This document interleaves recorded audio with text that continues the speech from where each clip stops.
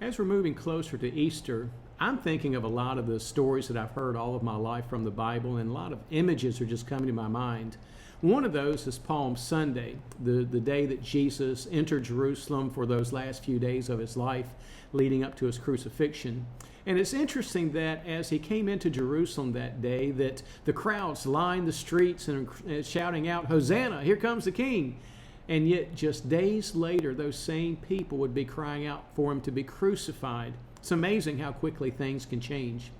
But part of that image of Jesus coming into Jerusalem that Sunday, leading up to his crucifixion, was that he was riding a donkey.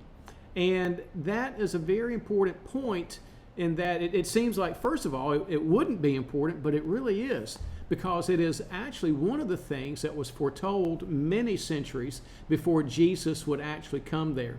Let's take a look at Zechariah chapter 9, verse 9, at this foretelling of Jesus, the Messiah, coming into Jerusalem on a donkey. "Rejoice greatly, daughter Zion. Shout in triumph, daughter Jerusalem. Look, your king is coming to you. He is righteous and victorious, humble and riding on a donkey, on a colt, the foal of a donkey." It's interesting that Jesus chose the donkey and that it was foretold for a number of reasons. One, in that Jesus was coming in as a conquering king in some ways, because he knew that within just a few days he would be crucified on the cross, and that when he died on the cross, he would conquer sin and death for all of eternity. Now, we still battle with that, but the battle was won that day when Jesus came out of the tomb after the crucifixion. And so, if you think back to the culture, a conquering king during that time period would ride into the conquered city on a warhorse.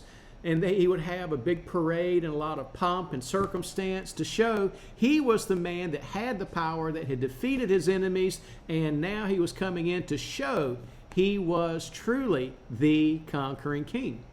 And Jesus could have done that, but instead, he didn't come on the warhorse. He came on a donkey. Because when a king would ride into a city on the donkey, it would be a reflection of his love and concern and care for his people. It would be an act of humility, just showing he wanted to be with his people and show his love to his people.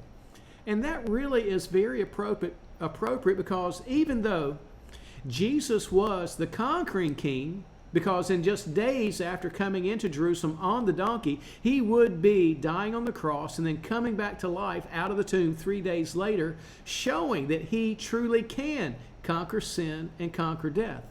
But if you think about it, the heart of the entire message goes back to the love of God, because Jesus, out of his love, chose to do all that. He knew everything that was going to happen. He knew the betrayal that would come by Judas. He knew the beatings. He knew the trials. He knew the flogging.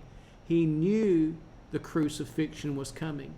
And yet, he chose to deliberately take every step that brought him closer to the cross. And so on Palm Sunday, when Jesus entered Jerusalem, he didn't come on the warhorse as the conquering king, but he came as the loving king, showing that love is the greatest power in all of creation. And Jesus, when he died, showed that love in the greatest way that could possibly ever be shown. Thank you for being with me today.